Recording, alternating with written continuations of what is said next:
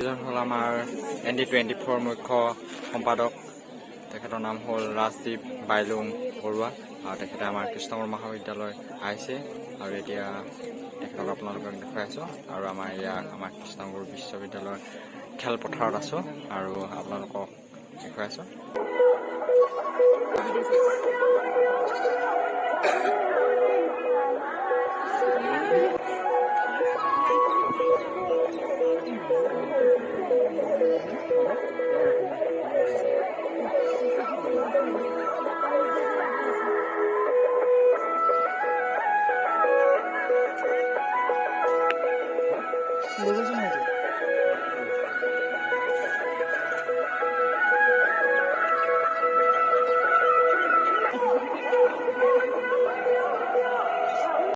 আজি আমাৰ কৃষ্ণগুৰু বিশ্ববিদ্যালয়ত ND24 আহিছে আৰু এই ND24ৰ বাবে আমাৰ ইয়াত যিখিনি আমাৰ ছাত্ৰ ছাত্ৰীসকলৰ প্ৰতিভা আছে সেই প্ৰতিভাখিনি আমাৰ ছাত্ৰ ছাত্ৰীয়ে দেখুৱাইছে।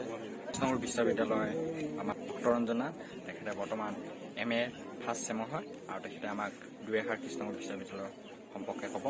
কৃষ্ণগুৰু বিশ্ববিদ্যালয় আধ্যাত্মিক শিক্ষাৰে পৰিবেষ্টিত এখন বিশ্ববিদ্যালয় হয় আৰু এইখন স্থাপিত হৈছিল 2017 চনত আৰু মই বৰ্তমান এডমিশ্যন লৈছোঁ 2021 চনৰ 28 ডিচেম্বৰ তাৰিখে আৰু বৰ্তমান তিনিটা মাহ অতিক্ৰম কৰিছোঁ আৰু এটা বিশেষ ভাল সুন্দৰ অভিজ্ঞতা লাভ কৰিছোঁ এই বিশ্ববিদ্যালয়খনত আৰু বৰ্তমান সময়ত দেখাতে যুৱ উশৃংখলৰ পৰা কেনেদৰে মানৱ শান্তি লাভ কৰিব পাৰি সেই বিষয়ে আৰু লগতে বাস্তৱ জীৱনৰ সকলোখিনি শিক্ষা দিয়া হয় একাডেমিক শিক্ষাৰ উপৰিও। ভাল লাগে নিশ্চয়। আৰু এতিয়া আমাৰ জেং বিহু আৰম্ভ হৈছে।